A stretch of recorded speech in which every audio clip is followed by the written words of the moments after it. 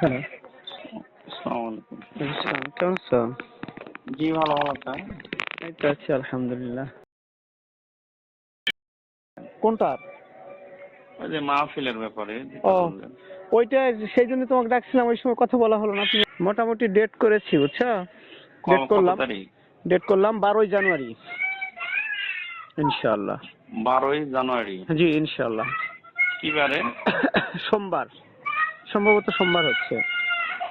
ও, সোমবার দিন। হ্যাঁ। আচ্ছা, ঠিক আছে। কোন অনুষ্ঠান কে আছে না মেহমান পর? কে আসতেছে? মেহমান, না তো রায়। মেহমান আছে ঢাকার, ঢাকার আর রাজশাহীর। নাম? আবু বকর জাকারিয়া আর ইমাম হুসাইন আর আবু বকর। আবু বকর মোহাম্মদ জাকারিয়া। আবু বকর মোহাম্মদ জাকারিয়া। হুম। আচ্ছা আচ্ছা। আরো আসবে, কয়েকজন আসবে আমার পরিচিত সব, তাদের সাথে কথা বলছি কম বেশি, দেখা যাক কি হয়। ও, মানে তো এখন আমি এই সপ্তাহে আমি আসবো না কি ইনশাআল্লাহ। হ্যাঁ, উদ্যোগে? মানে ওখানে আমার ব্যক্তি উদ্যোগে, একেবারে আমার ব্যক্তি উদ্যোগে, কোনো প্রাতিষ্ঠানিক প্রতিষ্ঠানের কোনো কারো প্রতিষ্ঠান বা কোনো মসজিদ মাদ্রাসা কোনো কিছু নয়, একেবারে ব্যক্তি উদ্যোগে করব আমি। যেহেতু কেউ আচ্ছা করছে না, বুঝো, যে ওই যেহেতু ওইখানে কেউ ইয়া করছে না, সেই জন্য আমরা ওই 2-4 জনে মিলে একেবারে ব্যক্তি উদ্যোগে এটা করতে চাচ্ছি ইনশাআল্লাহ। আর তারপরে সভাপতি, সভাপতিত্ব, প্রধান অতিথি, বিশেষ সভাপতিত্ব, অতিথি। সভাপতিত্ব আমি নিজেই করব ইনশাআল্লাহ। আচ্ছা আচ্ছা, মাশাআল্লাহ। ঠিক আছে, সবটা প্রধান নিজে। অতিথি? প্রধান অতিথি, বিশেষ অতিথি পরে সিলেক্ট করব। আর কয়েকদিন গেলে, আচ্ছা আচ্ছা, ঠিক আছে। আর কয়েকদিন গেলে প্রধান অতিথি বিশেষ অতিথি সিলেক্ট করব। আমি কথা বলে রাখছি, হ্যাঁ। আচ্ছা আচ্ছা, আল্লাহ সহজ করে দিক। জি আমিন। আমি লোকালি অন্য কাউকে, নেতাদেরকে অতিথি বানাইনি আর কি, হ্যাঁ। কারণ ওই সময় তো ভোটের মৌসুম। প্রয়োজন নেই। ওই হ্যাঁ, সময় ভোটের মৌসুম, ভোটের সবাই ভোট মৌসুম। নিয়ে ব্যস্ত থাকবে। আর অনেক আলেম হুম। ওলামাদের সাথে আমার যোগাযোগ আছে, দেশের বাইরের বিভিন্ন জায়গার আলেম ওলামাদের সাথে আমার বিভিন্ন ভাবে উঠা বসা আছে। তো আমি অন্তত আল্লাহকে যেন বলতে পারি যে আমার যেহেতু 2-4 জন আলেমের সাথে উঠা বসা আছে, আমার এলাকার মানুষকে আমি অন্তত একদিনের জন্য হলেও, এই 20-30-50 বছরের ইতিহাসে আলেম না হলেও একদিনের জন্য হলেও যেন ওইখানে আমি একটা প্রোগ্রাম করতে পারি, আমার এলাকার মানুষ যেন জানতে পারে বা বুঝতে পারে। বিষয়টা এরকম কি? এটা কি ভুল হচ্ছে আমার আইডিয়া? না, ঠিক আছে ভাই, আপনার বড় আইডিয়া হবে। তো আমি এরকম প্ল্যান করে মনে করছি যে তাহলে অন্তত আমার পক্ষ থেকে একটু দিয়ে দিই। তোমরা তো দাওয়াত প্রতিদিনই দিচ্ছ, জি বুঝো, জি। তোমরা প্রতিদিনই দিচ্ছ, তাই আমি এই 20-50 বছরের ইতিহাসে আমি একটাবার অন্তত এলাকার মানুষকে একটু দিয়ে আসি, তাহলে এলাকার মানুষও বলতে পারবে যে ঠিক আছে, ওই আলেম না হয়ে অন্তত আমাদের জন্য একটু উপকারে আসছে। এলাকার মানুষের, ওই এলাকার আলো বাতাস খেয়ে আমাকে বড় হতেছে, ছোটবেলা থেকে ওইখানে বড় হয়েছে, ওই এলাকার মানুষের সাথে আমার একটা সম্পৃক্ততা তৈরি হয়েছে। তা তো অবশ্যই। তো ওই এলাকার মানুষের সাথে আমার আলাদা একটা হক আছে। তো সেই হক জি জি। আদায়ের জন্য অন্তত আমি মনে করলাম যে আমি একটাবার হলেও ওই এলাকায় একটা প্রোগ্রাম করি। তো সে একটা, আমার প্রোগ্রাম হচ্ছে একটা, আর তোমরা দৈনিক করো।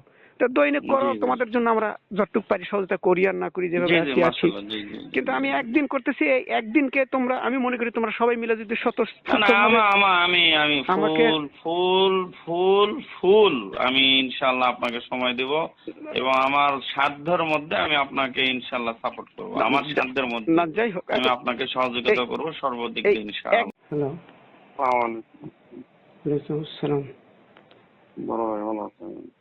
আছি আলহামদুলিল্লাহ। কি খবর, ভালো আছো? আলহামদুলিল্লাহ।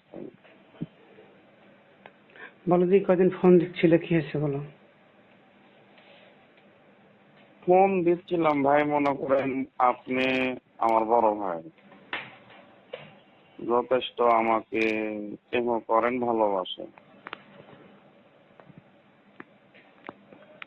এবং আপনার অনেক অনুগ্রহ আছে, যেহেতু আপনি বড়। বলো।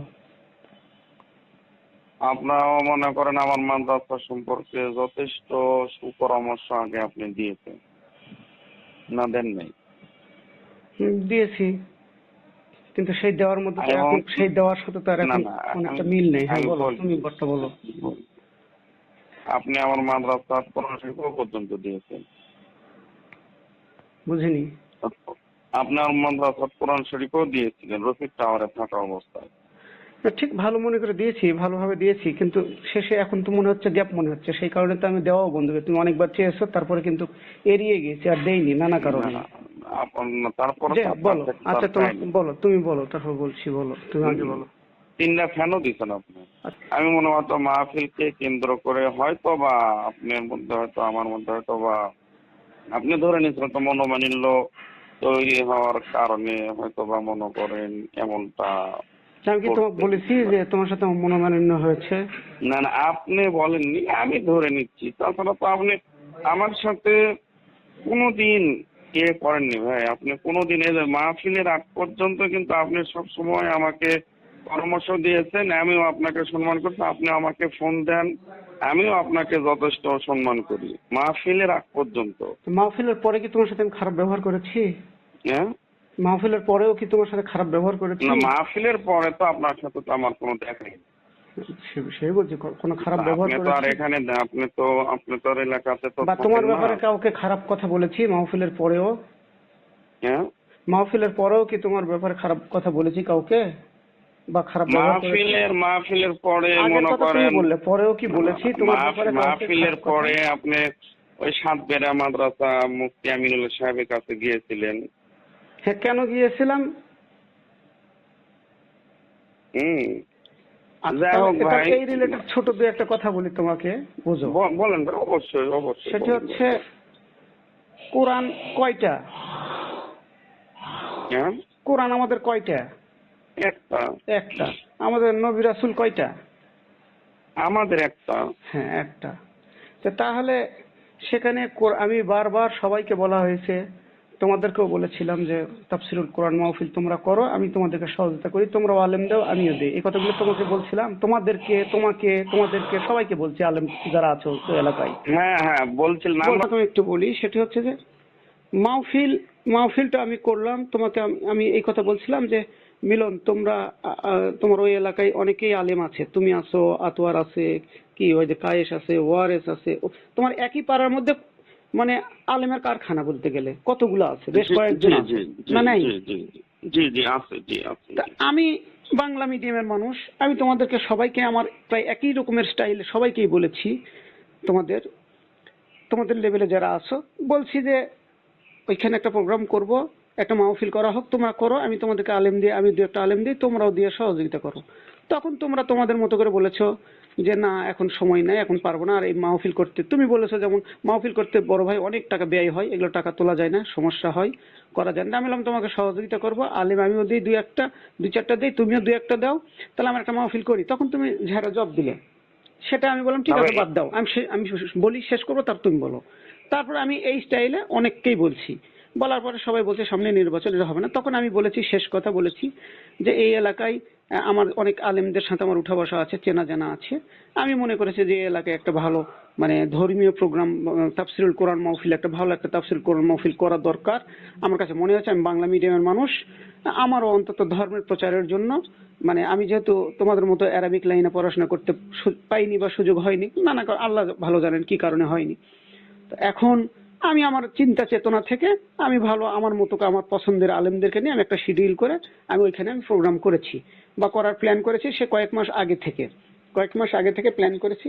সেইখান থেকে তোমার ওই এলাকাতে একমাত্র আমি যতটুকু খুঁজে দেখেছি, তুমি একাই আমার সর্বশেষ বিরোধিতা করেছো। তোমার সাথে সঙ্গীয় হিসাবে, তোমার অনুসারী হিসাবে তুমি ওই যে ইসরাফিল, যাকে আমি কোনোদিন দেখিনি, যার সাথে আমার কোনো পরিচয় নাই, কথা নেই, তাকে সঙ্গে করে নিয়ে তুমি আরো তোমার উপজেলার আরো দু একজন তোমার সঙ্গীয় যারা আছে তাদের সাথে করে নিয়ে তুমি বিভিন্ন জায়গায় আমার ব্যাপারে UNO office, DC office, SP office, থানায় সব জায়গায় কমপ্লেন করেছো।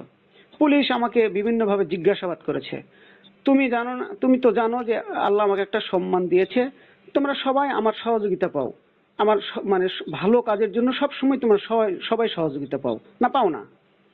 সেই জায়গায় পুলিশকে নিয়ে এসে আমাকে বিভিন্নভাবে প্রশ্নের সাথে জর্জরিত করে আমাকে অনেক হেয় প্রতিপন্ন করেছো। একমাত্র তুমি ছাড়া ওই এলাকায়, তুমি বলো তো আমাদের ওই আশেপাশে 2-3 পাড়া মিলে তুমি ছাড়া কে বিরোধিতা করেছে? তুমি আমাকে একটু নাম বলো, 2-1 আমি চিনে থাকি তাহলে। আচ্ছা, আপনি শেষ করেন, তারপর আমি বলবো। এই অংশটুকুই বলো আগে আমাকে। এই যে আপনি যে খুব সুন্দর কথা বললেন, আমি বলি তুমি ছাড়া সুন্দর, আপনাকে ধন্যবাদ। আমি বলি আপনি যখন মাহফিল নিয়ে যখন আলোচনা যখন শুরু করলেন, তখন আমরা বললাম ভাই আমরা না, পারবো না, না, এদিকে- তবে আপনার আমি বলি না না, আমি ওদিকে যাবো না। শোনো, আমি বলি তোমার সাথে আমি আরো অনেক কথা বলবো, আবার প্রয়োজনে এই কথাগুলো বলা যাবে। আমি সংক্ষেপে কথাগুলো শেষ করে নিই। সেটি হচ্ছে যে তোমার সাথে আর কে আছে সেটা আমাকে বলো, সেটা আমি একটু শুনি আগে, তারপরে মাহফিলের পোস্টার, আমি বলি মাহফিলের না, আপনি যখন পিছনে যেতে পোস্টার চাইনি, আমি খালি বলছি, পিছনে আমি যেতে শোনো। চাইনি, ওখানে আমি ওখানে আমি না, যাই ভাই। আমি যা বলছি ততটুকুই খালি উত্তর দাও, তাছাড়া কষ্ট অতটুকু লাগতেছে। হ্যাঁ এবং কায়ের কথা মতো উত্তর দেওয়া যাবে না যে ভাই। হ্যাঁ না বলিনি, আমি বলছি যে তুমি যে বিরোধীতে, আমার জানা মতে তুমি আর তোমার দুইজন আমি ছাড়া আর আপনার উপজেলার বিরোধী, দুই শোনো, চারজন আমি আপনার দূরের দূরান্ত আমি আপনার তোমার মতো আলেম যারা আছে তাদের বিরোধিতা ছাড়া, তুমি যেমন যে মাদ্রাসার কথা বললে, ওই যে সাত্তার চেয়ারম্যান মাদ্রাসার কি মুফতির কথা বললে, তার কথা তুমি বললে, এই যে এই দূর দূরান্তের আরো 2 4 5 7 জন ছাড়া, মানে আর আমার আমি স্থানীয় আপনাকে ভাবে বলতেছি, এলাকার কি আমি আছে সেটা স্থানীয় বলো ভাবে আগে। এলাকা ভাবে আপনি পোস্টার পাওয়ার পরে কায়েসাম বলছে যে ইমরুল কায়েস বলছে যে ভাই এগুলো কি, আমাদের একটা মিটিং হয়েছিল কুলিহার বাজার মসজিদে, আমি ছিলাম, কায়েস ছিল, মোহর হাজিরের মোহরের ছেলে ছিল, তারপর আর একজন আলমগীর ছিল, তারপরে তুমি কায়েস আমি মোহরের ছেলে ছিলাম, কি আলম? কায়েস ছিল না, মোহরের ছিল হাফিজুর রহমান, মোহরের ও ছেলে ছিল, হাফিজুর বলতে কোন মোহর? ওই যে তৌহিদ মুনির, জামাতের হ্যাঁ হ্যাঁ হ্যাঁ মুনির ছিল, ঠিক মুনির কে? আছে। তারপরে মুনির বলতে ওই যে মকবুলের লাতি, মুনির বলতে মকবুলের লাতি কি করে? হ্যাঁ হ্যাঁ ও হাফেজ, মাদ্রাসায় শিক্ষকতা করে। কোথায়? আর মদ কোথায়, কোন মাদ্রাসা? তাও বলতে পারবো না এখন কোথায় আছে, সম্ভবত এখন মনে হয় বটতলি মনে হয় আছে নাকি, সম্ভবত এরকম হতে পারে। আমি কি তাকে চিনি বা সে আমাকে চিনে, দেখছে আমাকে? আপনি চিনেন, আপনাকে আপনিও চিনেন, উনিও আপনাকে চিনে যথেষ্ট। আপনিও আগে খুব আগে কুলিয়ার মসজিদের ইমাম ছিল। আমি তো থাকি না, আমি চিনবো কিভাবে? ওই মাহফিলের ওই কয়দিনে আপনি চিনেন হয়তো বা। তাহলে ফেস দেখছি এইরকম, কিন্তু পরিচয় বা হ্যাঁ, কথা হ্যাঁ, হয়নি তো ফেস তার সাথে আমার। তা বলতে পারবো না। আচ্ছা, তাহলে তুমি এই কয়েকজনের কথা বললে, এইবার না আরো আমি বলি, শেষ করি। তারপরে যে আব্দুর রহমান আছে না, লম্বা করে আব্দুর রহমান চক্রপালের আব্দুর মানে রহমান আমাদের কে? স্থানীয় আব্দুর রহমান বাঙ্গালপাড়া মাদ্রাসায় কি বলে চক্রপালে ইয়া করে, মানে আমাদের এলাকাতে আপনি যাদেরকে হুজুর মনে করতেছেন, আমি বলি চকগোপালের ভাই, কে? ইমাম এখানে যে আবেদের ছেলে, সোজা কথা আপনি যাদেরকে কোন হুজুর আবেদ? মনে কোন আবেদ? করতেছেন, আমি চিনি আবেদ। আপনি চিনেন না এগুলো। আপনি একবার ফোন দিয়েছিলেন ওই ছেলেকে, আচ্ছা, আবেদের ওই ছেলে। ছেলেকে আচ্ছা। আপনি ফোন দিয়েছিলেন, দিয়ে বলেছিলেন যে বাবা তুমি তো আগে মাদ্রাসায় শিক্ষকতা করতে, এখন নেই কেন, কি কারণে তোমার শিক্ষকতা মাদ্রাসার ওখানে শিক্ষক করো? ছিল? হ্যাঁ আগে ছিল। আচ্ছা, হ্যাঁ সেই আব্দুর রহমান। আপনি ওর আচ্ছা। কাছে ফোন দিয়েছিলেন, ঠিক আছে। আচ্ছা, হ্যাঁ, আমি আব্দুর যাই রহমান হোক, নামের মানে একজনের কাছে ফোন দিয়েছিলাম। হ্যাঁ হ্যাঁ হ্যাঁ ফোন দিয়েছিলেন। হ্যাঁ, যাক দিয়েছিলাম। অনেকে আমাকে বলছে যে, আমি বলছে যে মামা, অনেকে যার যেভাবে সম্পর্ক যেরকম এরকম বলছে বাবা তাহলে আচ্ছা। আমরা সবাই মিলে, আমি শেষ করি ভাই। সবাই যখন আমাদের এলাকার, আপনি বললেন যে অনেক আলেম তোমার ওলামার অংশটা আমি, কারখানা, তোমার কথাটা আমি খাটো করে নিচ্ছি। এখানে চলে আসছি, খাটা করতেছি যে এলাকার, আপনি বললেন না যে হুজুরের কারখানা, তো মামা তাহলে কি করা যায়, বলছে তাহলে আমি ভাইয়ের সাথে তাহলে একটু পরামর্শ করি যে 5 জনের জায়গায় 3 জন আপনি, আপনার এলাকা না 2 জন আপনার মন মতো, আপনার ভালো মতো 2 জন হানাফিদের, তাহলে আমরা সবাই মানে সহযোগিতা সব ধরনের আমরা করব। যাই হোক ভাই, এই জিনিসটা হয়েছে কি মিস আন্ডারস্ট্যান্ডিং হয়েছে, আমি বুঝবো। তোমার এই বক্তব্যটা তো এই 2 জন লেন, আমার সেটা হচ্ছে তো শেষ মুহূর্তে এসে, শেষ 2 দিন 1 দিন আগের তোমার বক্তব্য এটা, যখন তুমি চ্যালেঞ্জ তারপরে করে যে করে আপনি তোমার বললেন যে থামাতে পারলে না। ইয়াতে কে গেছিল উপজেলাতে, আপনি এখানে বলছিলেন যে ইউনক থেকে অনুমতি নিয়েছেন না বা না না, আমি ডিস্ট্রিক্ট থেকে। আমি ইউনোর কথা বলিনি। শোনো, আমি ইউনোর কথা বলিনি। আমি আমার বলছি আমার জায়গা মতো আমি আবেদন করেছি, সবার সাথে আমি দেখা করছি, কথা বলছি। তুমি তো এদেরকে সবাইকে সাথে করে নিয়ে যাও, তুমি আবেদন করেছো। আমি নিয়ে যাই না, আমরা সবাই আমরা তো হ্যাঁ, তুমি সবাইকে নিয়ে তো তোমরা গেছো, যে অভিযোগ করেছো। এখন মনে করেন আমি মনে করেন না হলেও সেদিন প্রায় ঠিক আছে, তুমি তো 30 নিজে জনের আমাকে মতন বলেছো। হবে। শোনো, তুমি যেদিন শরীর মোড়ে, আমি তোমাকে যখন ফোন দিলাম, তুমি শরীর মোড়ে যখন, ওই যে শরীর মোড়ে মাদ্রাসার ওই শিক্ষকের নাম কি, ওই আব্দুল আজিজ সাহেব, আব্দুল আজিজ, তখন তুমি আমাকে সেটা তো বলছিলে আমি আমি আব্দুল গোস্ত আজিজকে কেনার জন্য নিয়ে গেছি, আমি কথা সেটা তো আমি বলতেছি। না এবং তুমি সেটা তো বলছিলে আমি যে গোস্ত কেনার জন্য সাংগঠনিকভাবে, গেছি ভাই। আমি শেষ করি। বলো। তুমি বলছিলে যে আমি সাংগঠনিকভাবে আমরা একটা ডিসিশন নিয়ে আপনাকে আমি ডিসিশনটা জানাবো, আমি মৌখিকভাবে ব্যক্তিগতভাবে আর আপনাকে আমি জানাবো না, এরকম ভাবে রাগ করে আমাকে কথাগুলো বলছিলে। সেই সময় আমিও তোমাকে বলছিলাম, দেখ ওই লাইন বাদ, এখন আমি যে লাইনে আসছি, তোমার জানা মতে ওই মাহফিল যে হয়ে গেছে, তোমার বাড়িতেই তো মাহফিল, তোমার ঘরের পাশে তো মাইক ছিল, এই মাহফিলে কোরআন হাদিসের বাইরে কোনো কথা কেউ বলেছে তোমার জানা মতে, কোনো শব্দ, কোনো লাইন? আসলে আমি তো সব বক্তব্য শুনে আর কোরআন হাদিসের বাইরে কথা বলার তো মাহফিল তো হয় কোরআন হাদিস নিয়েই। তো কোরআন হাদিসের কোরআন বা হাদিসের বাইরে আসে আমি কিনা শেষ তো করি, গান গায়ে কথা। আমি বলছিলাম কোরআন হাদিসেরই কথা হবে, আর এইখানে বিতর্কিত কোনো বক্তব্য বা কোনো কথা হবে না। এই যে বিতর্কিত কোনো কথা বা কোরআন হাদিসের বাইরে কোনো কথা হয়েছে কিনা, মানে হ্যাঁ না খালি বলো, আমি তোমার সাথে আমি আরো কথা বলবো, অনেক কথা আছে। আমি সব সব কথা আমি শোনা হয়নি ভাই। না শুনলে তাহলে ভিডিও আমার থেকে নিবে, নিয়ে শুনবে, অনলাইনে ভিডিও আছে, জি আমার অনলাইনে ভিডিও আছে, নিয়ে আমি শুনবে, তো আপনাকে বলবে। শুরু থেকে এই কথাই বলছি যে আচ্ছা। বিতর্কতামূলক যেন ঠিক কোনো আছে। আলোচনা না হবে, এবং জিয়ারুল ভাইকেও বলছি আচ্ছা, ওখানে ঠিক আছে, যাও ও তোমার আপনি ওই বললেন। লাইনটা গেছে, ওই লাইন শেষ। এখন জি, তোমাকে বলেন, বলেন। আমি যেটা বলি সেটা তুমি এখন শোনো। বলেন সেটি বলেন। হচ্ছে, তুমি ছোটবেলা থেকে পড়াশোনা করেছো, নানান চড়াই উতরাই পেরিয়ে তুমি পড়াশোনা করে একটা অবস্থায় আল্লাহ তোমাকে নিয়ে এসেছে, আল্লাহ তোমাকে সম্মান দিয়েছে, জি, তুমি একটা জায়গায় জি। চলে এসেছো, ভালো, আলহামদুলিল্লাহ। তুমি আসার পরে তুমি সর্বশেষ, মানে তুমি কোথায় চাকরি করেছিলে? তোমার প্রথম চাকরি কোথায়? আপনি বগুড়াতে উলুমুশ শরিয়া মাদ্রাসায় চাকরি করেছি। বগুড়াতে উলুমুল শরিয়া? হ্যাঁ হ্যাঁ হ্যাঁ। ওখানে কতদিন চাকরি করেছো? কোথায়? বগুড়াতে উলুমুল শরিয়াতে? ওখানে 3 বছর। 3 বছর। আমার কথাগুলো রেকর্ড করেন, আচ্ছা আমার রেকর্ড করার ইয়ে নেই। আচ্ছা, রেকর্ড করা কি জরুরি মনে করতেছো? আমি আপনার কথা রেকর্ড করতেছি। হ্যাঁ এখন রেকর্ড করা হচ্ছে। হ্যাঁ হ্যাঁ, বলো, তুমি রেকর্ড করতেছো, করো, বলো। আমি অনুমতির সাপেক্ষে আপনার কথাগুলো আচ্ছা রেকর্ড করতেছি। ঠিক আছে, লাও, করো, করে রাখো, বলো। এটা হ্যাঁ। তাহলে ছাত্র জীবনের কথা আমি বললাম। হ্যাঁ, বললে, হ্যাঁ, তারপর বগুড়া এই যে উলুমুল ছাত্র জীবনে শরিয়াতে ওই 3 বছর সময়, চাকরি করছো। তাহলে উলুমুশ শরিয়াতে বগুড়াতে আমি 3 বছর চাকরি করেছি। হ্যাঁ, উলুমুল শরিয়ার হ্যাঁ। পরে কোথায় গেলে? উলুমুশ শরিয়ার পরে তারপরে আবার আমার বাবা তো অসুস্থ, এটা তো আপনিও জানেন, মা তোর বাবা, অসুস্থ সেটা আপনিও জানেন। তোমার মা কিন্তু বাবা অসুস্থ, হয়তো তারপর বা কে বলছে, হ্যাঁ হ্যাঁ, কেউ হয়তো বলছে, আপনি বলছেন মানসিক টেনশন না, আমার বাবা যখন চিল্লাই গেছিল, চিল্লাতে থাকা অবস্থায় আমার বাবা হচ্ছে ওই ইয়ে হয়েছিল, মাথার ব্রেন যেটা বলে ওটা মানে শর্ট হয়েছিল, চিল্লা থাকা অবস্থায়। মোর ওই যে এলাকায় আমি যে চিল্লা থাকা অবস্থায় তোমার বাবার ব্রেন হ্যাঁ, শর্ট হয়েছিল। হ্যাঁ, ঠিক আছে, হতেই পারে। হ্যাঁ, হ্যাঁ, হ্যাঁ।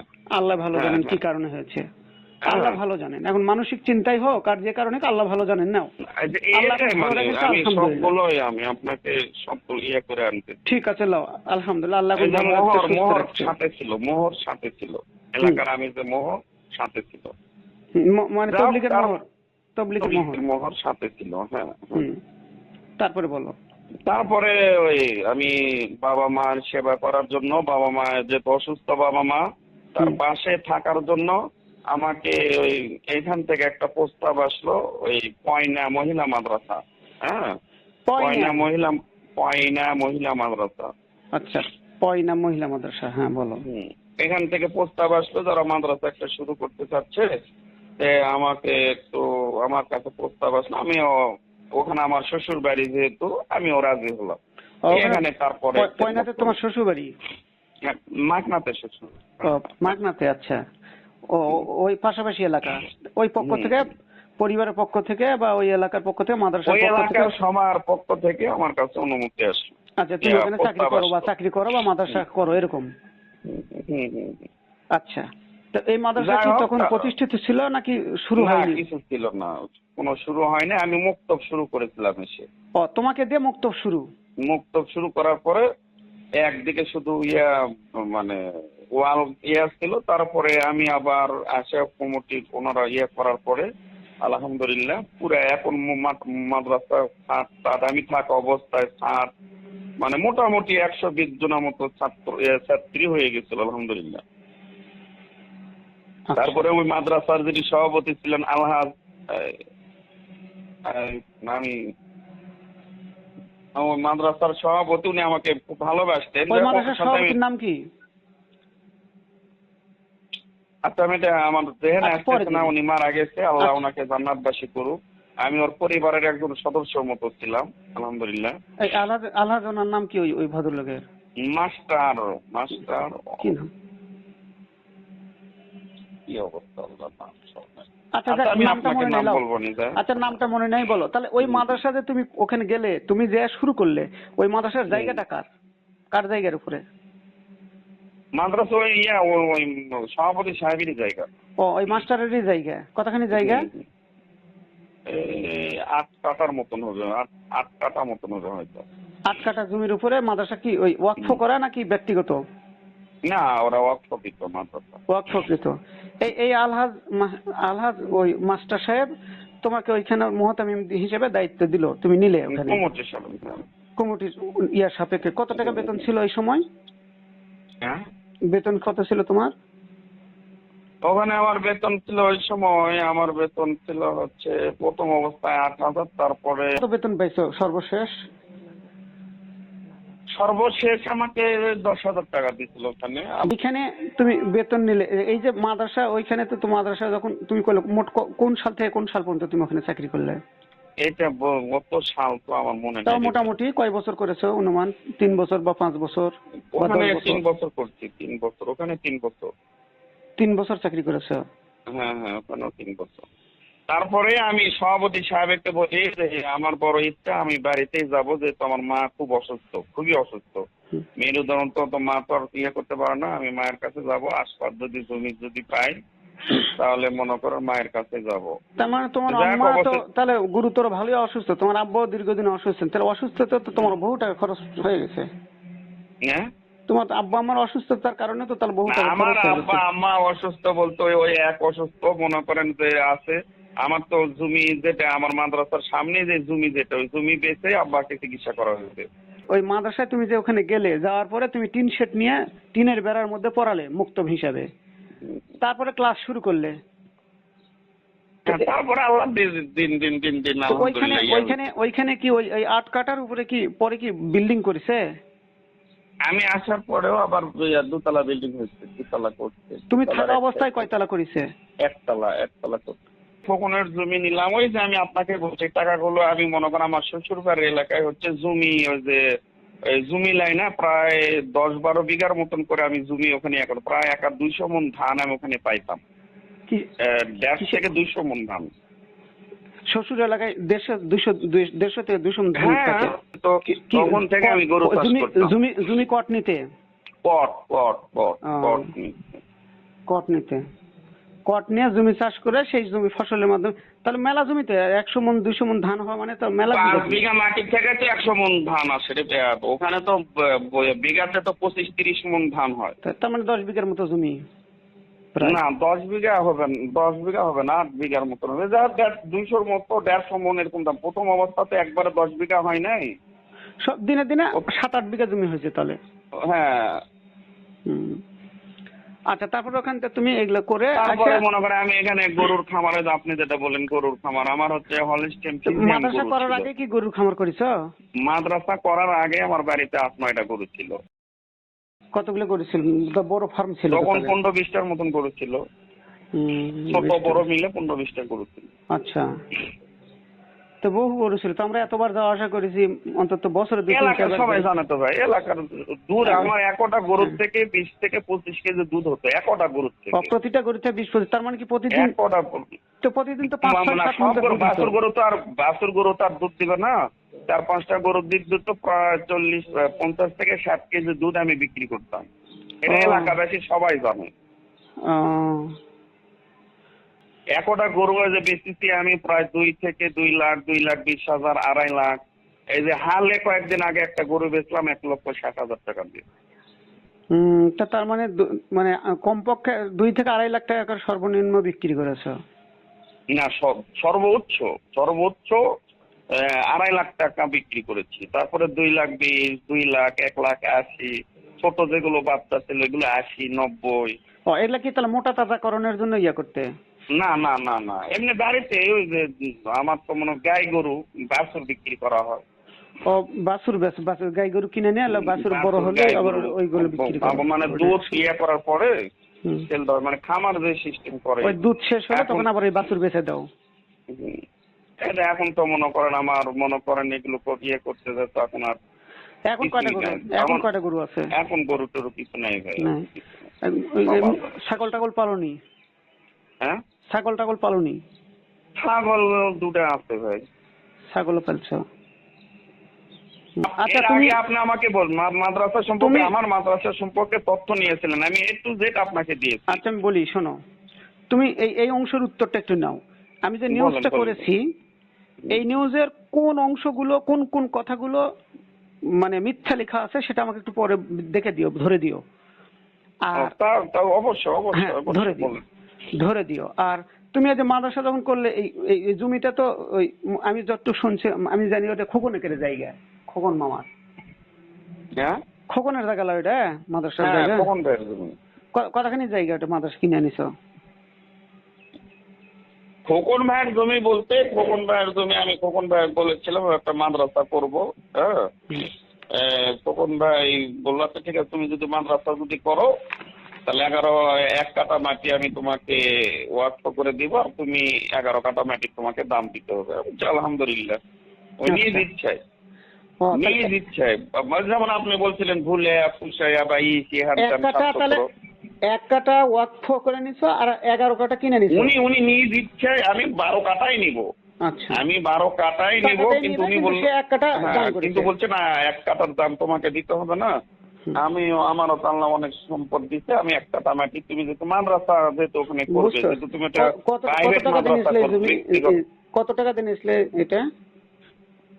এটা 9 লাখ টাকা বিঘা ছিল, এখন হিসাব করেন কয় টাকা হবে।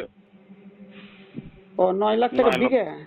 9 লাখ টাকা বিঘা, 9 লাখ টাকা বিঘা। তো এই 11 কাঠায় মোটামুটি কত টাকা লাগছে তোমার রেজিস্ট্রি খরচ সহ? তোমার তো অনুমান ওটা হিসাব করলে হবে, মনে করেন না, না, হিসাব না, 11 মোটামুটি 45 অনুমান হাজার, কত আমি বলি টাকা লেগেছে তোমার?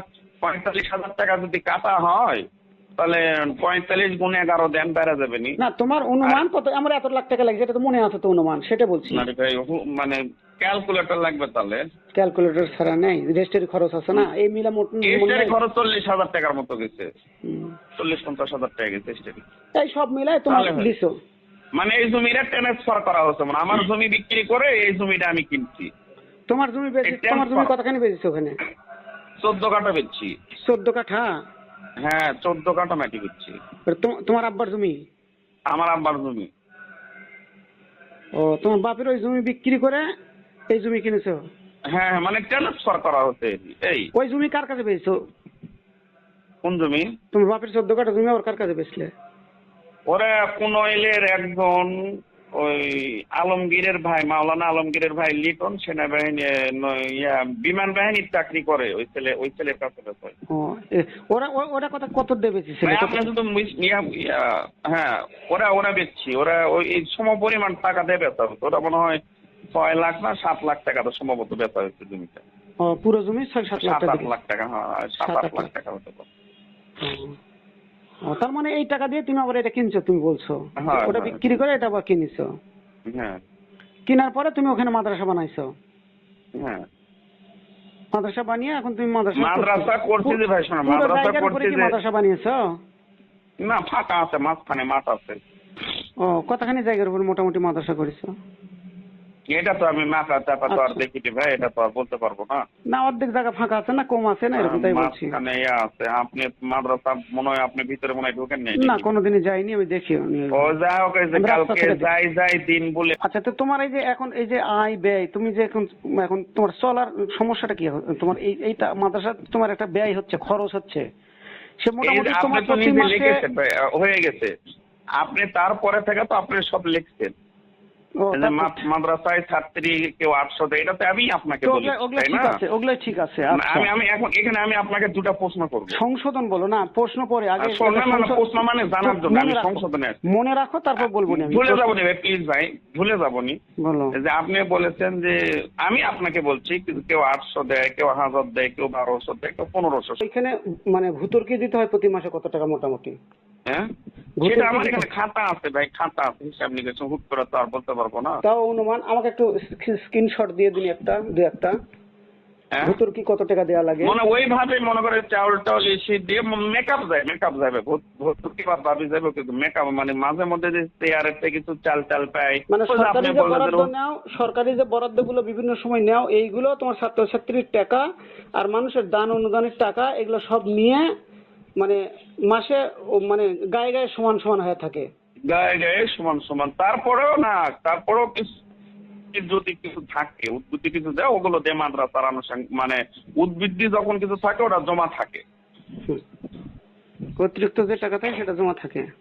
হ্যাঁ, তা অনেক সময় আবার কোনো মাসে ঘাটতি যাচ্ছে, কোনো মাসে এসে পুরা হচ্ছে, এরকমই মানে মোটামুটি চলে আলহামদুলিল্লাহ। এলাকায় কে কে দান মানে কারা তোমাকে দান করে? মানে তুমি তো বললে যে 2-4 জন করে, তো কে কে দান করে তোমাকে এলাকা? তো এই একজনের কথা তো আপনাকে আমি বলেছি যে পিন্টু কি ওই রুহুল আমিন ভাই বছরে 10,000 টাকা দেয়, জাকাতের টাকা দেয়। এটা তো আমি আপনাকে বলছি, ওটাই তো আপনি লিখতেন। হ্যাঁ, ওটা বলছে। আর কে দেয়?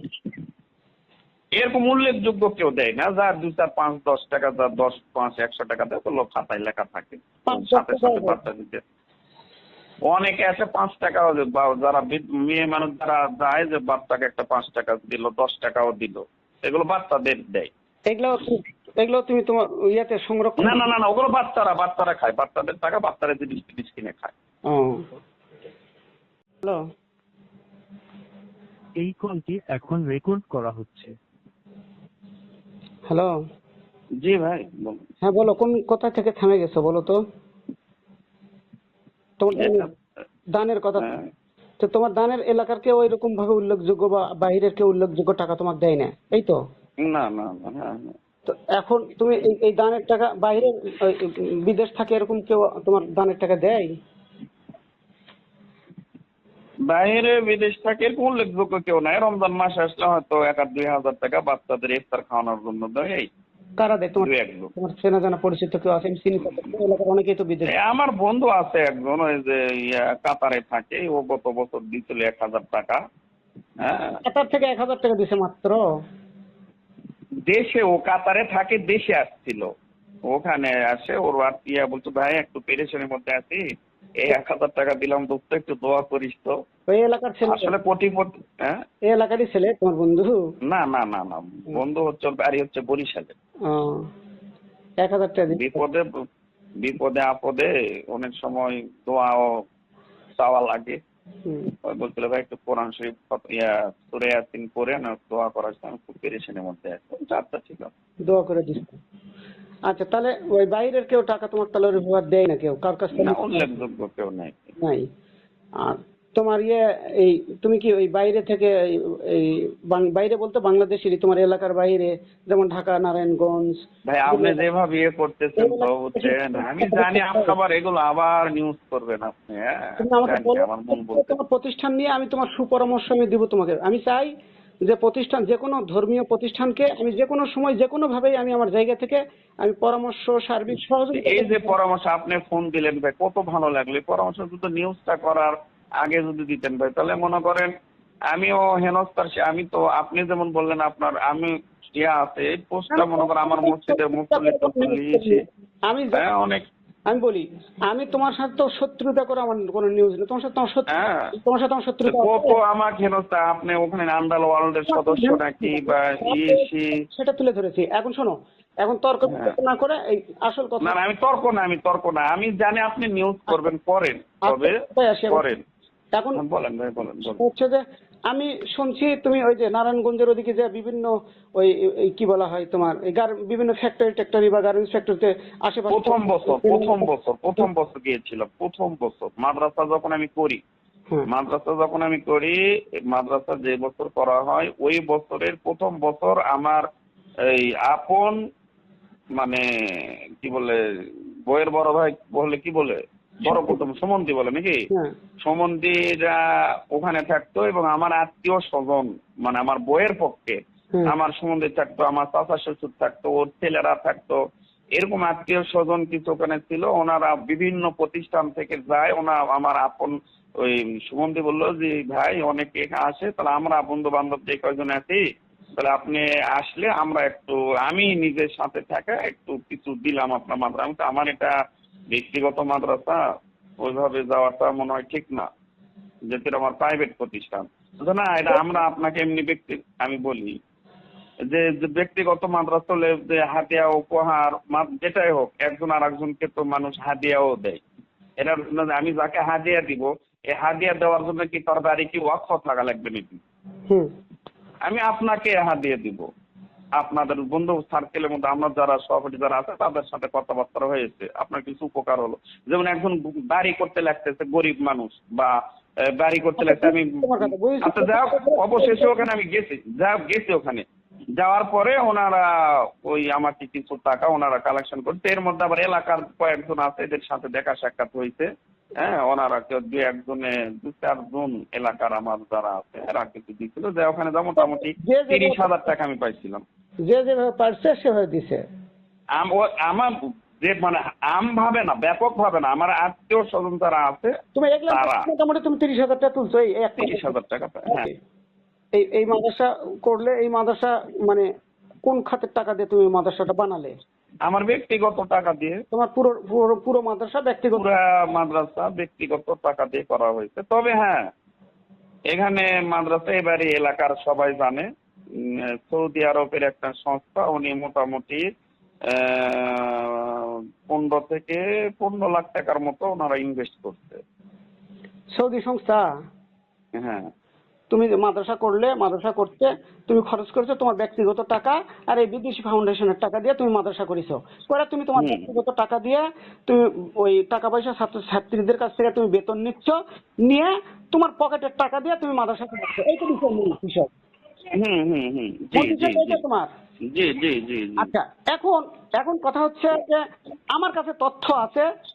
সেই তথ্য হচ্ছে তুমি যে এই মাদ্রাসা জমি কিনেছো, এই মাদ্রাসা যে বানিয়েছো, যে টাকা পয়সা খরচ করেছো, এই প্রায় 22 লক্ষ টাকা, 22 লক্ষাধিক টাকা, 22-23 লক্ষ টাকা তুমি ওই যে আগের যে মাদ্রাসা পয়নার কথা বললে, ওই মাদ্রাসার যে সভাপতি, সেই সভাপতির ঘুমানো টাকা তুমি দিনে দিনে তোমাকে দায়িত্ব দিয়ে বিল্ডিং করে নিছো। ওই বিল্ডিং ওই মাদ্রাসা বানিয়ে নিয়েছে, তোমাকে দিয়ে টিচার করে নিয়েছে, শিক্ষকতা করে নিয়েছে, তুমি সব করেছো।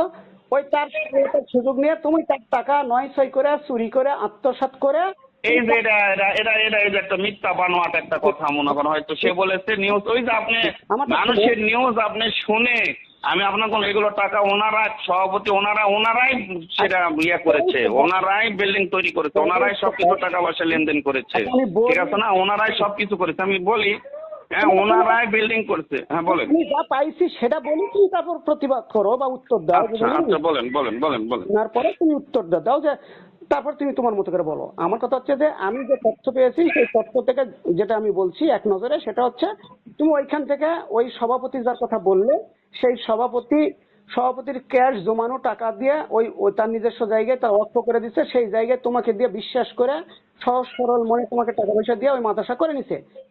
তুমি দিনে দিনে এই টাকাগুলো সেভ করে বাঁচিয়ে এসে সেই জায়গার টাকা দিয়ে তুমি তোমার এখানে এসে তুমি জমি কিনেছো।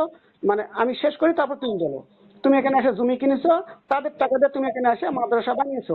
প্রথমে তুমি ওই টাকা নিয়ে আসার পরে তুমি ওই সভাপতি বলেছিলে যে আমার এলাকায় একটা মাদ্রাসা করব, আপনি আমাকে সহযোগিতা করেন, আমার এলাকার মাদ্রাসা আপনি উদ্বোধন করে দেন, আমি জায়গা কিনতেছি। তখন তুমি সভাপতি বলেছো, সভাপতি জিজ্ঞাসা করেছে তুমি ব্যক্তি প্রতিষ্ঠান না এটা কি ওয়াকফ প্রতিষ্ঠান? তো তুমি প্রথমে বলেছো যে না এটা ওয়াকফ প্রতিষ্ঠান।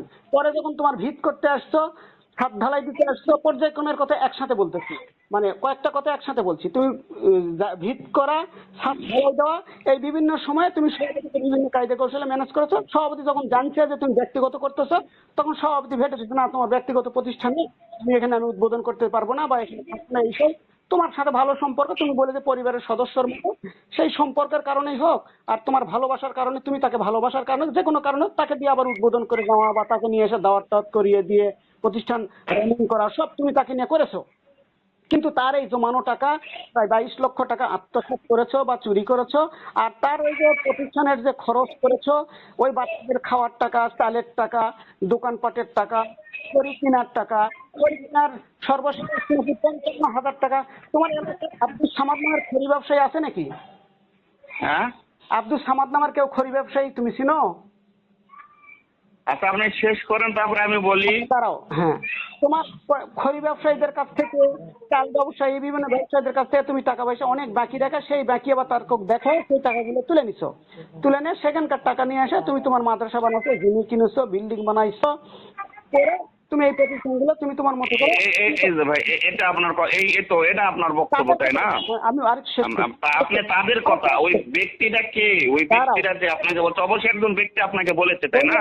বলি তোমাকে আমি বলি ভাই, আরেকটু শেষ করি তারপর বলো তুমি। আচ্ছা আপনি যেটা বলতেছেন আমি বলি, আমি আপনাকে বলি ভাই প্লিজ। আরেকটু বলি তারপর আচ্ছা আমি ভুলে যাবনি ভাই, আমি ভুলে যাবনি, আপনি আমার ওটা নোট করে রাখেন। শোনো আগে, আমি যেটা পেয়েছি সেটা বলছি, সেটা শোনো আগে। বলেন। এইটার সাথে তোমাকে যখন এই মাদকের লেনদেন হিসাবপত্র নিয়ে তোমাকে যখন বসে, দিনে বারবার খালি টাইম কিল করো, বসে নিয়ে হিসাবপত্র দিতে চাও না, দেও না। এক পর্যায়ে তোমাকে যখন এগুলো নিয়ে তোমাকে যখন আটকে দিল,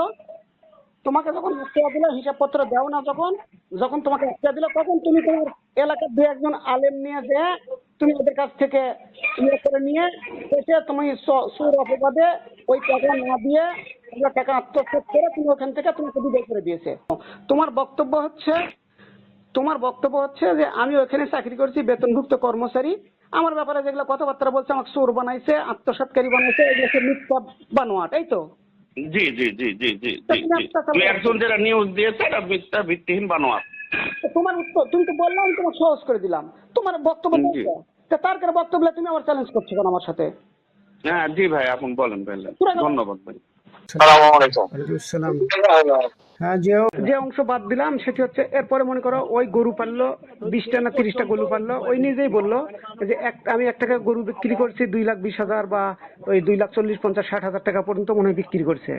এই যে এতগুলো গরু পাললো, এগুলো টাকা তো ওর একটা আয় ব্যয়ের হিসাব আছে। আচ্ছা গেল, এগুলো ওর কথা মতোই তো আমি লিখছি, ওই জায়গায় বলছি লিখছি। এরপরে শেষে আসো হজে, এই যে হজ কাফেলা করতেছে, ওই তো কোনোদিন হজে যায়নি, গেছে হজ করেছে? না, হজ করেনি। তাহলে ওই যদি হজ না করে তাহলে ওই লিডার হিসেবে সেরকম হয়তো সেরকম বাবা রেফারেন্স হলে তো সেটা অন্য কথা। আমার কথা হচ্ছে যে ওই হজ কাফেলার মালিক হয়ে চালাচ্ছে, তোকে বলছে তোমার অনুমতি কোথায় পেলে? তুই তো অনুমতি বলছে আমি মৌখিক লিখি, যার কাছে লিখে তার কাছে আমি সাক্ষাৎকার নিছি, গেল। এরপরে তোমার হজ কাফেলা গেল, হজ কাফেলা চালাক, কয়জন হজে গেছে তুমি জানো, বলতে পারবা? আমি সঠিক জানি না আঙ্কেল এই ব্যাপারে, ওটা আমি বলতে পারবো না, যেহেতু তথ্য ওটা আমি জানি না। বিদেশে লোক পাঠাচ্ছে, ওই যে বিদেশে লোক পাঠানোর জন্য প্রচার করছে, কয়জন বিদেশে পাঠাচ্ছে এটা জানো? সেটা আমি বলতে পারবো না আঙ্কেল, এই ব্যাপারে কোনো আমি কিছুই জানি না, কিছু জানি না। তাহলে বুঝো, ওই কোনোদিন হজই করেনি, তাই কিভাবে হজের ডিরেক্টর হতে পারে? ওই ডিরেক্টর হয়ে প্রচার করতেছে, এটা অন্যায় নয় বলো? মনে করো একটা কলেজের প্রিন্সিপাল নয়, শোনো, একটা কলেজের প্রিন্সিপাল বলি, একটা কলেজের প্রিন্সিপাল তার যোগ্যতা লাগবে তো। সে যদি পিয়ন বলে যে আমি এখন থেকে প্রিন্সিপাল হবো, তাহলে হবে? অর্থাৎ সে যোগ্যতা লাগবে, হজ কাফেলার ডিরেক্টর হওয়ার জন্য অর্থ যোগ্যতা অর্জন করা লাগবে। সে যোগ্যতা না থাকলে কিভাবে পরিচয় দেয়? তাহলে এটা মিথ্যা নয়? তোমার জানা মতো কি মনে হয়, তাহলে মিথ্যা নয়? এখন সত্য মিথ্যা যাচাই করতে গেলে আঙ্কেল আমি প্রত্যেক লোকেরই তো কিছু না কিছু একটু ইয়া থাকে না, কি বলেন? ভুলের ঊর্ধ্বে কি আছে? ভুলের ঊর্ধ্বে কেউ আছে? ভুল তো সবারই আছে। আমি বলি, এই 4 নাম্বার নিউজের পরে 5 নাম্বার নিউজের আগে তুমি বললে যে আঙ্কেল যা হচ্ছে ও সব ভুল করেছে, মেলা ভুল আছে, ওর অনেক ভুল আছে, আপনি ক্ষমা করে দেন, মাফ করে দেন, আমি আপনার বাড়ি যাচ্ছি, বলনি তুমি? আমাকে অনেক রিকোয়েস্ট করলে না? আমি আসলে বাস্তবে আমার নিজের মন থেকে আমি আজকে আমার ওই মেয়ের কাছে আমার ওই তোমার হলো চাষি গেছে, বুঝতে পারছেন? আমি আজকে যেতে চাইছিলাম, যাবো, কিন্তু আপনি ওইভাবে করলেন তো, ওই জন্য আমি না যা অসাধিক করাচ্ছি। বুঝো, তাহলে তুমি নিজেই বললে ওই যে তোমাকে বলতেছে বা তুমি বলতেছো যে তাহলে সব অন্যায় ওই করছে, মাপ চেয়ে নিতে চাচ্ছ যে ওই ক্ষমা করে দেন, ও কার লেখালেখি করেন না। তুমি নিজে বললে আমাকে, তাই আমি বললাম যে না, ওক বাদ দিয়ে ওই এলো অন্যায় করতেছে বারবার, ওই এলো ঠিক হোক, তারপরে দেখা যাবে। এই কথা বলিনি আমি তোমাকে? আচ্ছা, বলার পরে শোনো, বলার পরে আমি 5 নাম্বার নিউজটা আমি দিছি তোমার সাথে। আমার কথা বলার পরে 5 নাম্বার নিউজটা দিছি কেন? ওই হজ কাফেলা বলছে আমি অনুমতি নিচ্ছি, কিন্তু ওরা বলছে আমি অনুমতি নেইনি। প্রমাণ দেওয়া লাগবে তোমার, তাই না? প্রমাণ দিলে তো এটা আইনের মতো পরিষ্কার হয়ে যাবে, তাহলে আমি আর লেখালেখি করবো না, তাহলে আমি আবার লিখে দেবো যে সে তার এই প্রমাণ আছে যে হজ কাফেলা চালাই, এই তো। এরপরে বিদেশ লোক পাঠায়, কয়জন পাঠায় তুমি জানো না? শুনলাম সংবাদ সম্মেলন করলো, সাংবাদিক গেছিল, কয়জন সাংবাদিক গেছিল বলতে পারবে? আমি ছিলাম, আমারও কিছু কথা ওরা রেকর্ড করেছে হয়তো। কি বললো, ওরা কি বললো, তুমি কি বললে? ওরা না, ওদের খালি জিজ্ঞাসা করছে এখানে মাদ্রাসা পাওয়ার টাকা হয়েছে, কোনো রকম ইয়ে হয়েছে যে না, এরকম কোনো অপ্রীতিকর ঘটনা ঘটেনি, এইটুকু। স্থানীয় তোমাকে অনেক আলেম ওলামা ছিল, স্থানীয় ওয়ারেস, আতোয়ার, তারপরে যে কি তোমার মোশারফ টোশারফ এরা যারা ছিল এরা এরকম বলেন না না না এত করা লাগবে না তো, ওই সত্য কথাগুলো আমাকে আমি যা লিখেছি এই লেখার মধ্যে যে আমাকে যদি বলে যে এটা আপনার মিথ্যা কথা এটা আপনার সত্যি কথা, তাহলে আমার যে এই প্রমাণ আছে, ওই এক প্রমাণ দিলে তার এগুলা কিছু লাগে না। ওই তো একটা প্রমাণও আমাকে দিচ্ছে না, ওই প্রমাণ না দিয়ে আমার ব্যাপারে কুরুচিপূর্ণ উল্টাপাল্টা কথা বলতেছে, এটা কি ঠিক হচ্ছে? বিভিন্ন সময় কুরুচিপূর্ণ কথাবার্তা বলতেছে। কথাবার্তা বলা তো তাহলে সবারই আমি খারাপ। বারবার বলতেছি যে আমি তোমার নিউজ করে থাকছি, নিউজের যদি কোনো অসত্য তথ্য থাকলে তুমি সেটা প্রমাণ করো আমার সাথে। হয়তো আমাকে তথ্য দিলে তো আমি প্রমাণ হবে। মনে করো ওই হজ কাফেলা বানাইছে, তাহলে ওর যদি ডকুমেন্টস থাকে, ওর নিয়োগপত্র থাকে, তাহলে আমার কাগজ দিলে তো আইনের মতো পরিষ্কার হয়ে গেল, আমি লিখে দিতে পারবো যে ওই এখন এগুলো পাইছে। তো ওগুলো দেয় না কেন? এগুলো ছাপায় রাখ। জি আমি বলি, আমার দ্বারাই কারো অন্যায় কোনোদিন করেছি তোমার জীবদ্দশায় বলতে পারবা? না না, আমি যেটা পাইনি সেটা বলবো কিভাবে? হ্যাঁ, পারবে না। আমি যেটা পাইনি সেটা বলবো কিভাবে আচ্ছা, বলেন? তারপরে বুঝো তোমার জানা মতে কি আমি খারাপ মানে ভুয়া চাঁদাবাজ এই সেই সাংবাদিক এগুলো বলতে পারে? কথাগুলো তো আমি কখনোই বুঝতে পারবো না আঙ্কেল। তাহলে এগুলো বলে কেন কারো বলো? কারো কারো পক্ষপাতিত্ব করা বা কারো মানে হয়, তারপর হয়তো যেটা জানা নাই বা ইয়ে নাই সে সম্পর্কে মন্তব্য করতে পারবো না। তাহলে বুঝো, তাহলে আঙ্কেল শোনো, আমি শুরু থেকে আমি শেষ করে নিব, এখন শেষ করব। আমি শুরু থেকে যতগুলো রিপোর্ট করলাম, আমি বারবার তোমাকে বলছি, সবাইকে বলছি, এর মধ্যে কোনো যদি অসত্য একটা লাইন থাকে আমাকে বলো, সেটা আমি শুধরিয়ে নিয়ে আমি ফলো আপ দিয়ে আমি নিউজ শেষ করে দেবো। আমাকে তো একটা লাইন কেউ ভুল ধরে দিতে পারছে না। ওকে বলছি যে তোমার যদি অসত্য তথ্য থাকে আমাকে বলো, ওই তো আমাকে প্রমাণ দিতে পারেনি একটাও। আচ্ছা, ওর কোনো ঠিক আছে, ওর যদি অসত্য লেখা থাকে আমাকে প্রমাণ দিও, আমি সেটা তুলে ধরবো যে আমি এটা মিথ্যা লিখেছি কিনা, আমাকে বলবে, আমি সেটা তুলে ধরবো। ঠিক আছে, ঠিক আছে। আসসালামু আলাইকুম। আসসালামু আলাইকুম রাহমাতুল্লাহ। হ্যালো, জি সালাম দিয়েছি, মিরাজুল আলম মিরাজ বলছিলেন? জি ও, আপনার প্রাইম হজ গ্রুপ না? জি, প্রাইম হজ গ্রুপ। ও, এটা কি কে আপনার? বলছিলেন? আমি আব্দুল বারী বলছিলাম। আপনার আব্দুল বারী? হ্যাঁ, মাহমুদুল কে হাসান বলছেন? মিলন? হ্যাঁ, মাহমুদুল হাসান মিলন বলেছে আপনি দিয়েছেন, আপনার বাই নেমে আমার উল্লেখ করেই বলেছে যে সে দিয়েছে। আমি দিয়েছি? হ্যাঁ, সে বলেছে, এটা তার ভাষ্য আমি হ্যাঁ, তাহলে ওনাকে ধরেন, ওটা আগে বাঁধেন। না, আমি কোনো অনুমতি কাউকে এভাবে দেই নাই। আসসালামু আলাইকুম রাহমাতুল্লাহ। ওয়ালাইকুম আসসালাম। জি, প্রাইম হজ গ্রুপের চেয়ারম্যান রাশেদ ইলিয়াস বলছিলেন? জি বলছিলাম। আপনার এটা কি আপনার অন্য কোনো ডিস্ট্রিক্টের শাখা আছে? না, কোনো ডিস্ট্রিক্টের শাখা নাই আপনাদের, না? না। তার মানে আপনারা দুজনেই চালাচ্ছেন নাকি? জি, আপনারা দুজনেই কি তাহলে এটা চালাচ্ছেন, প্রাইম হজ বিজনেস গ্রুপ যেটা? না, ডিরেক্টর আছে, আমরা এখানে ডিরেক্টর আরো আছে, কিন্তু এটা ইয়া নেই আর কি। অন্য ডিস্ট্রিক্টের কোনো শাখা নেই। অন্য কোনো ডিস্ট্রিক্টের শাখা নেই, না? না, ও, কাউকে শাখা হিসেবে দায়িত্ব তো দেননি তাহলে মনে হয়। না, না। ও, কিন্তু আপনারা যে উত্তরাঞ্চলে নওগাঁতে একজন একটা শাখা দিয়ে প্রাইম হজ গ্রুপ নামে লিখে দিয়ে একজন শাখা হিসেবে চালায়, তারা প্রাইম হজ গ্রুপ, ওটা হজের কাজ করে। প্রাইম হজ গ্রুপ, জি জি, এটা কি নওগাঁতে এই শাখা আছে আপনাদের? ওটা হলো হজের কাজ করার জন্য। হজের কাজ করার জন্য কি ডিরেক্টরশিপ হিসেবে দেওয়া আছে নাকি? ও, না, ডিরেক্টরশিপ নেই। ডিরেক্টরশিপ নয়, না। প্রাইম হজ গ্রুপ যেটা যাকে হ্যাঁ, দিচ্ছেন? ওখানে মিরাজুল আলম মিরাজ আছে। মিরাজুল আলম মিরাজ, ওনাকে দায়িত্ব দেওয়া আছে, না? হ্যালো, আসসালামু আলাইকুম। ওয়ালাইকুম আসসালাম। কে বলছেন? আমি কে বলছেন? আমি পেশক্লাব মান্দা থেকে এনে মতন বলছিলাম। হ্যাঁ বলেন।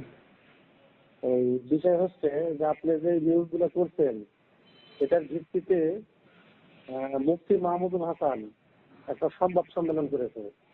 আচ্ছা, উনি বলছে যে এই তথ্যগুলো সম্পূর্ণ মিথ্যা এবং ভিত্তিহীন। হুম, তো এই বিষয়ে আপনার মন্তব্য কি? আমার মতামত নেবে? জি, কোন সংবাদের ভিত্তিতে করেছে? আমি তো কয়েকটা পর্ব করেছি, কোন সংবাদের ভিত্তিতে করেছে? আপনি যে 5টা পর্ব দিয়েছেন 5টা পর্বেরই। 5টা পর্বের, তাহলে তো সময় লাগবে। এখন আজান দিয়েছে, আমি সালাত পড়ে এসে আমি আমার সুবিধা মতো সময়ে ফোন দিয়ে মতামত দেবো ইনশাআল্লাহ। ঠিক আছে? মন্তব্য দিতে সময় লাগবে, আজান দিয়েছে, আমি সালাত পড়ে এসে আমি সুবিধা মতো সময়ে ফোন দিয়ে এই নাম্বারে ফোন দিয়ে দেবো ইনশাআল্লাহ। ঠিক আছে? আপনার নামাজ কয়টায়?